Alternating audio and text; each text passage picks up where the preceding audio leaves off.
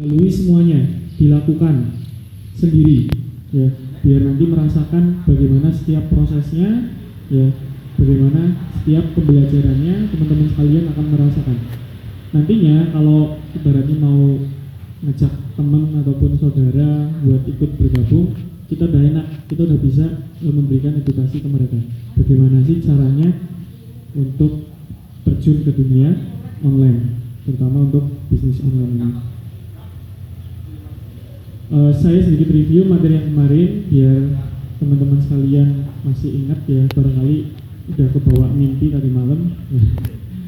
Persiapan awal yaitu terkait produk ya, teman-teman harus menyiapkan terlebih dahulu produk yang akan dijual ya, itu juga kemarin udah dijadikan tugas buat teman-teman sekalian. Nah gitu. Nah, gimana sih caranya mencari produk yang bagus ya, tentunya yang menghasilkan penjualan. Nah, makanya untuk menemukan produk itu nggak bisa sembarangan, dibutuhkan yang namanya teori, trik dalam memilih produk kayak gitu ya. Setelah kita dapat produknya, tinggal kita cari suppliernya ya, siapa yang akan kita jadikan supplier. Nah, untuk mencari supplier pun itu nggak bisa sembarangan. Kenapa? Karena ketika supplier kita itu ibaratnya ketika ditanya balasnya lama, tentu akan menghambat dari proses bisnis kita sendiri ya. Misalkan hanya stok, mas ini stok produk ini ada enggak ya, nggak dibalas-balas sampai siang sampai sore, padahal iklan itu tetap jalan, betul nggak? Nah, ada WA masuk, ada orang yang beli ya, kalau misalkan dijawabnya oke, stok masih ada, kita aman. Tapi kalau dibalas, oh mohon maaf udah habis tadi siang, nah itu nanti akan jadi bencana buat kita ya. Kita akan kepusingan, udah terlanjur beli ke kita ya, pembeli itu udah transfer, nah tapi stok barang habis. Nah ini nanti teman-teman juga dituntut untuk mencari supplier yang terpercaya kayak gitu ya. Nah, kemudian proses yang selanjutnya setelah menemukan produk, teman-teman belajar bagaimana caranya memasarkan sebuah produk itu sendiri, yaitu ilmu marketingnya ya, ilmu pemasarannya melalui media online. Ada berapa cara kemarin? Ada 2, berbayar dan gratisan. Untuk tempat kita mempromosikan produk dibagi menjadi 2, apa saja? Tempat untuk mempromosikan produk dibagi menjadi 2 kategori berdasarkan produknya. Produk apa? Kebutuhan dan ya ini wingi loh, kebutuhan dan interest, ketertarikan. Ingat nggak? Kebutuhan dan ketertarikan atau interest. Kalau kebutuhan, tempat yang akan kita gunakan untuk mempromosikan barang di mana? Orang butuh biasanya ngapain? Mencari. Berarti tempat yang cocok untuk produk kebutuhan di alun-alun Purbalingga, di Google. Kenapa di Google? Ya Google tempat untuk orang mencari. Makanya kalau produk kita kebutuhan, karena nantinya akan ada orang yang mencari, tempat yang pas yaitu ya di Google. Selain di Google di mana? Di marketplace, begitu ya. Oke. Kemudian kalau yang ketertarikan di mana? Sosial media. Apa saja sebutkan sosial medianya? Terus WhatsApp, Messenger. Nah, itu kan ya. Oke, WhatsApp dan Messenger itu media komunikasi ya. Aja salah kaprah ya. Kayak gitu. Oke. Kemudian setelah kita udah belajar ilmu marketingnya, kita udah berhasil mempromosikan produk kita di sosial media ataupun di Google ya.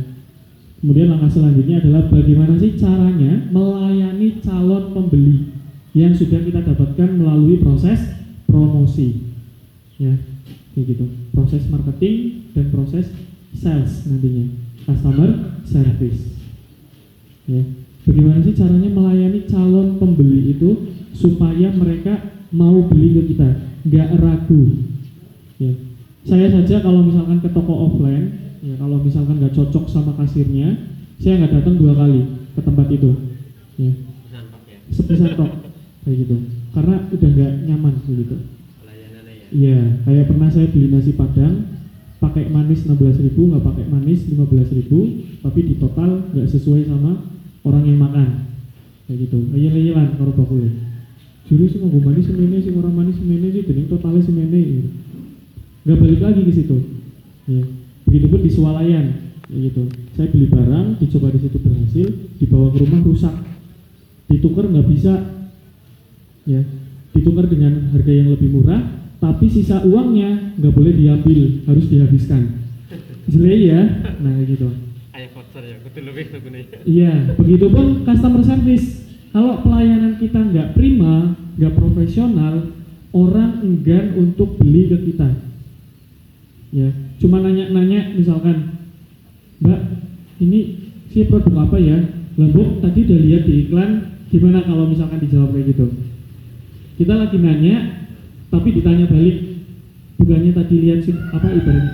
Bukannya tadi lihat di Facebook iklannya, kok masih nanya produknya apa? Jelai orang. Ya, kita sebagai customer service dituntut untuk sabar dalam melayani. Ya. Kalau ada yang nanya, ya dijawab. Barangkali mereka belum terlalu paham tentang penawaran kita yang ada di sosial media ataupun di Google. Makanya mereka masih konfirmasi, kayak gitu. Dimengerti ya? Nah, kalau misalkan customer service ini gagal dalam mengkonversikan WA masuk menjadi closing. Closing tahu ya? Closing itu istilah orang yang sudah beli, disebutnya closing. Ya, itu bahasa di customer service. Kalau gagal, ya berarti biaya yang sudah kita keluarkan untuk iklan tidak kembali, alias boncos. Boncos tahu boncos? Rugi. Itu istilah di digital marketing, itu boncos. Ya, kita udah ngeluarin biaya iklan, WA masuk, ya ada, tapi tidak menutup biaya iklan, kayak gitu. Nah, untuk materi customer service itu banyak di Google. Ya, bagaimana caranya membalas pesan kayak gitu, itu banyak di Google, ya kayak gitu. Kemudian yang terakhir, setelah semuanya sudah terlalui, ya dari proses produk, ilmu marketing, kemudian customer service-nya, barulah teman-teman sekalian melakukan yang namanya pertumbuhan di dalam bisnis teman-teman. Ya, semuanya sudah stabil, tinggal langkah selanjutnya berkembang. Ya, kita mau ibaratnya masih mau pengen digarap sendiri boleh. Ya, bagaimana cara berkembangnya? Dengan menambah budget iklan, itu pun termasuk berkembang. Kalau budget iklan teman-teman itu masih segitu-segitu aja, nggak naik-naik, berarti bisnis teman-teman nggak berkembang. Sehari 50.000 selama 1 tahun sehari 50.000 terus berkembang nggak? Enggak. Yang disebut berkembang ya pasti ada kenaikan, ya gitu, dari 50.000 mungkin 100.000 dalam 1 bulan, alhamdulillah. Ya, dalam 1 tahun budget iklannya sehari udah 10 juta, ya misalkan. Itu hanya untuk membayar iklan. Itu yang disebut berkembang. Jangan jadi bisnis yang diam di tempat, kayak gitu. Kayak Mas Eko bisnisnya udah kesana sini. Kemarin udah diceritain bahwa punya travel ya.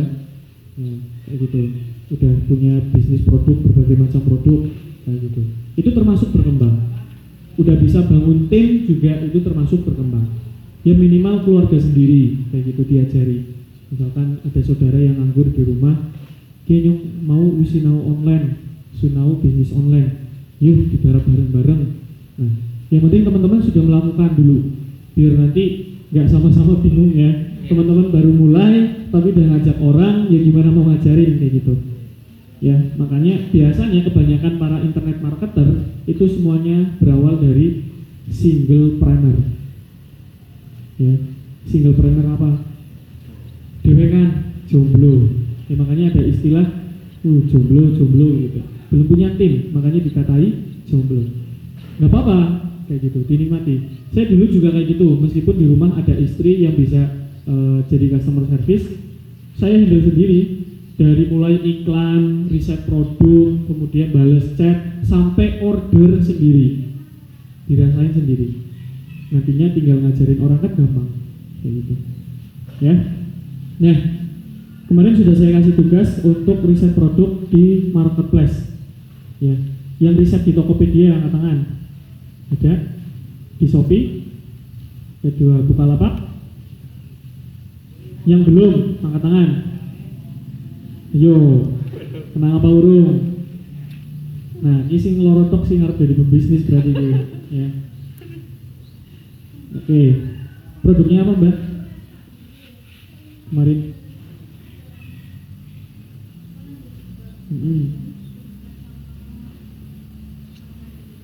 ya.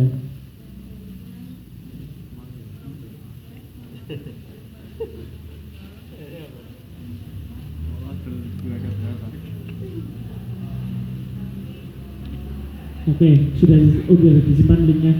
Sudah ya, aman ya. Oke. Rating produknya berapa bintangnya? Oh, dicatat ya? Oh iya, mantap.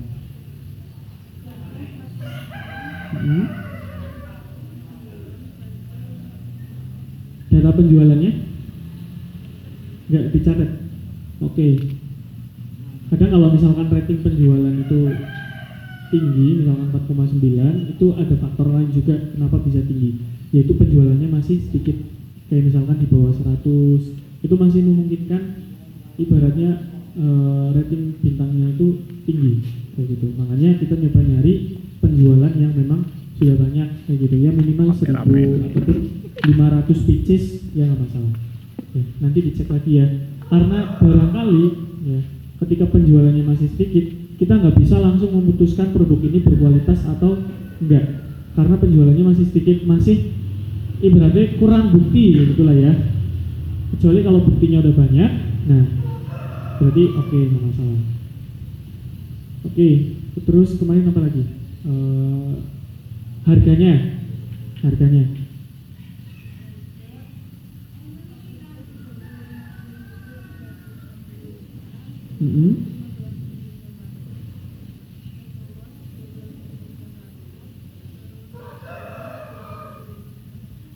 Oke, mau ngambil keuntungan berapa persen? Kalau saya kemarin patokannya itu minimal margin profit. Margin profit itu maksudnya harga jual dikurangi harga beli, itu margin profit ya. 50.000 itu kalau saya minimalnya. Kenapa? Untuk menutup biaya iklan kayak gitu.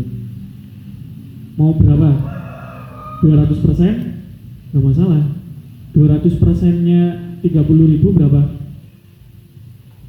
Kalau 100%-nya kan berarti 60.000. Kalau 200% 90.000. Berarti total margin profit 60.000. Bisa nggak? Bisa. 500% juga bisa. Ya kalau mampu buat menjualnya. Ya. Masih memungkinkan nggak kita jual dengan harga segitu?